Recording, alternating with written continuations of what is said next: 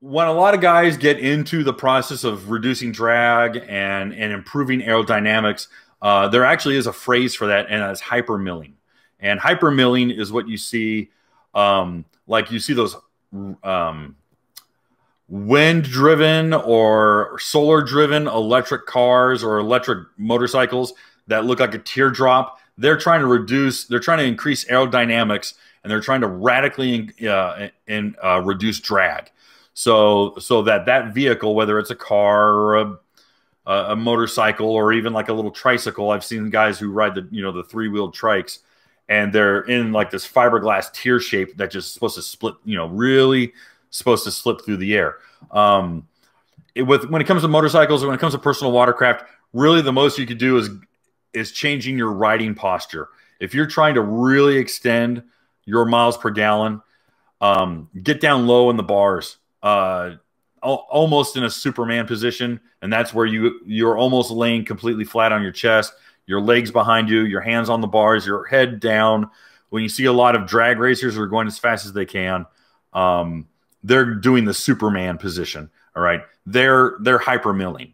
Okay, because a person sitting upright or a person standing up, for that matter, you yourself are a sail. You're a form of drag yourself. So if you can reduce your physical form by getting down low, hunkering in, getting down tight, you're going to produce a lot less drag. Okay, I can't imagine anyone will want to do that for 50 miles. That's incredibly uncomfortable. But that there is science there. A lot of you old timers, a lot of you guys might remember in the mid 2000s, Sea-Doo had a GTX package that had large cove or large footwell fairing coves or fairing shields that went around, and that was actually precisely in the hypermilling mentality of reducing drag. And so those shields went around, went almost around your knees and all the way down to the bond rails. And that idea, again, was the same science of reducing drag. So it works. No skis today really have that. And it's so minute in the gains that you're going to get. It's not really worth it. So I'm kind of getting in the weeds already on something that's just not really super applicable. The quick notes when it comes to reducing drag in your personal watercraft is, first and foremost, you need to be at a planing speed. All right, your planing speed is the speed wherein the hull of your watercraft is at it has its least amount of surface tension. Okay. Typically, planing speed is at anywhere about 45 to 50 miles an hour, especially with a larger watercraft. The faster, the better. You're out of the water.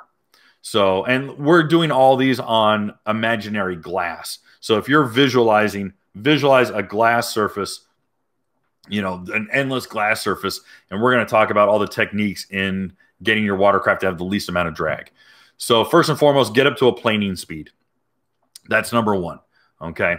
Number two is getting that watercraft trimmed up, because when you trim up, you're actually reducing your planing surface, your wetted surface. Okay. So especially with like an ST3 or an Ultra that has a really deep keel line, you want to get up to a planing speed and you want to trim that ski up to have the least amount of wetted surface or drag. That's an interesting balance, because believe it or not, trimming it all the way up, pinned all the way up, isn't necessarily the least amount of surface, because at some point you actually start dipping the tail in, okay, because it wants to stay hooked up. So I actually found on the ST3s on our RXTX that trimmed all the way up actually has more drag than trimmed 3/4 of the way up. It sounds a little weird, but if you start actually thinking about a watercraft in a ski or in any watercraft in the water, and then you start changing the attitude, all right? Attitude meaning bow favoring or tail favoring. where's the attitude of the ski? Well, that attitude, if you're trimmed like this, it's going to start dipping the tail down, and now you're just doing that all the way across the water.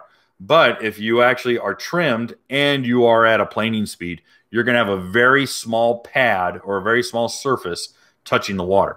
So that really works out. So first, planing speed. Second of all, proper trim. And you're going to have to find that. And that's going to be different, especially because if your watercraft is weighed down with gear, if you're a heavy guy or a light guy or a lightweight woman, or someone who's heavy versus someone who's light, you need to find that balance on your own. I cannot tell you, this model, this year, this speed at this trim setting. I simply cannot tell you. I wish I had that kind of encyclopedic mind. I just don't have it.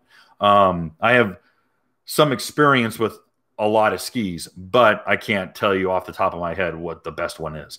Basically start at neutral and work your way up and then find where it's happiest. So again, you're trimming up and you don't want to be like, tail dragging.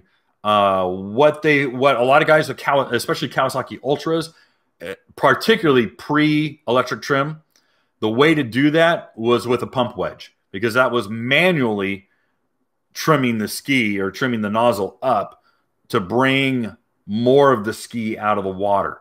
That's one of the fastest ways to pick up mile per hour on an Ultra, regardless if it's a 250, 260, 300, or 310, is a pump wedge.